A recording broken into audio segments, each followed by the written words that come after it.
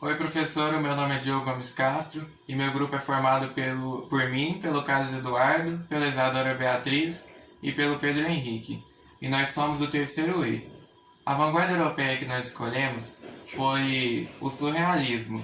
E primeiramente nós vamos falar sobre fatores políticos, históricos e sociais sobre uma pintura surrealista chamada A Persistência da Memória, do pintor Salvador Dalí. Depois nós falaremos também sobre o porquê dessa pintura se encaixar nesse contexto e por último nós falaremos sobre uma produção textual surrealista. Fatores históricos. A pintura nos mostra que há um ciclo nas coisas e que o tempo voa, nos retratando o período de decadência das pinturas realistas com a chegada da fotografia.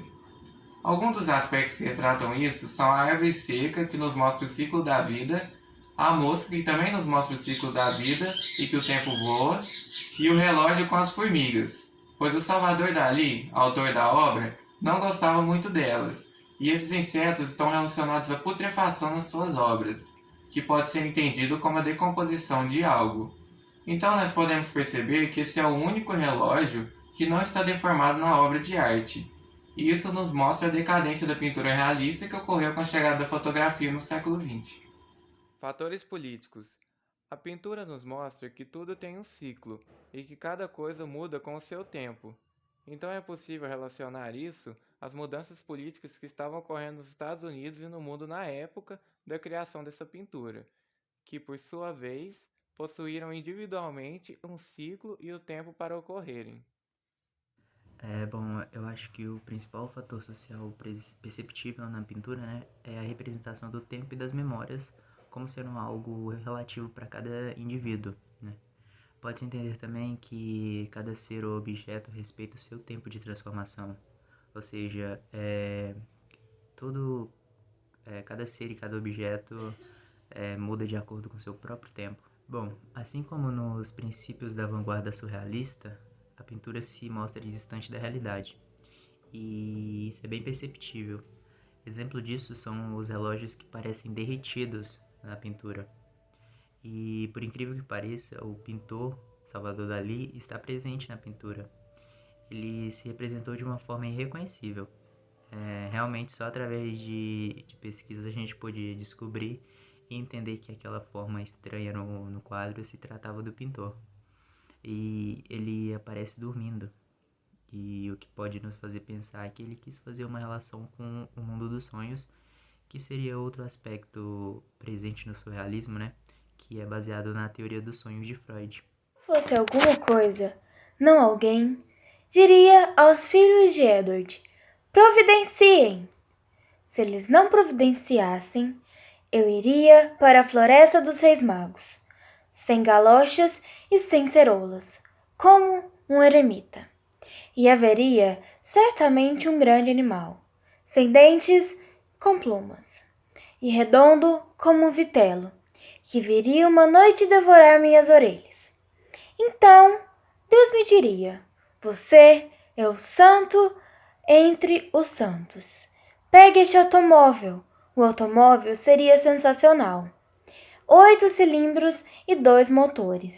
E no centro, uma bananeira, que camuflaria Adão e Eva fazendo. Mas isso seria objeto de outro poema. Bom, esse poema que eu acabei de recitar ele é uma prova bem viva e real.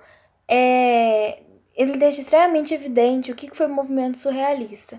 Ele tem nele todos os elementos desse movimento, como por exemplo essa fuga da realidade, por não ser versos que dizem uma coisa que seja clara, que seja objetiva, que seja real, que seja racional de fato. E a gente pode perceber que é como se ele estivesse contando a história de um sonho, exatamente por ser algo que não poderia acontecer em uma história real. Então ele conta como se fosse um sonho que aconteceu na imaginação dele, no subconsciente dele.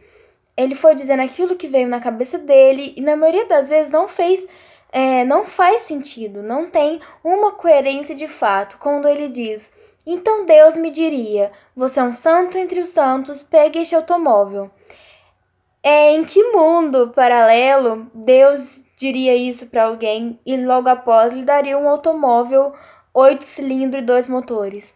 Em nenhum, porque isso não é uma coisa que realmente faz sentido, que tenha certa coerência com a realidade na qual a gente conhece.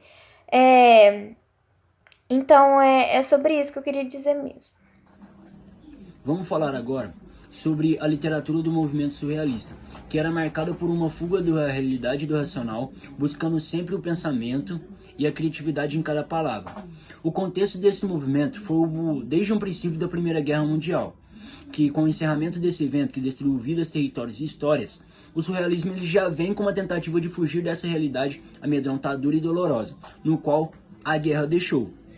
O surrealismo viva a ruptura dos dogmas e conceitos pré-estabelecidos em todos os âmbitos da sociedade. E dentro desse aspecto, eu criei um poema sobre o que é o surrealismo, que é tudo o que vem na mente, mas não precisa ser coerente, mas sim o que vem de repente.